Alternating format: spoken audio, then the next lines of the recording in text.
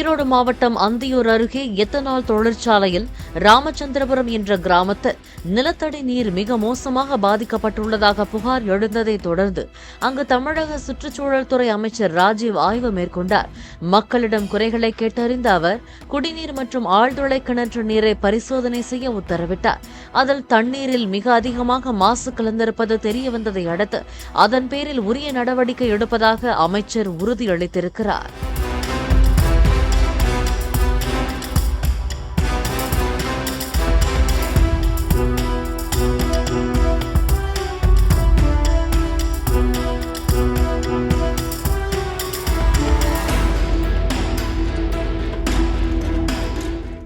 Play store மற்றும் app ஸ்டோரில் இருந்து பாலிமர் செயலியை QR கோடு மூலம் பதிவிறக்கம் செய்யுங்கள்.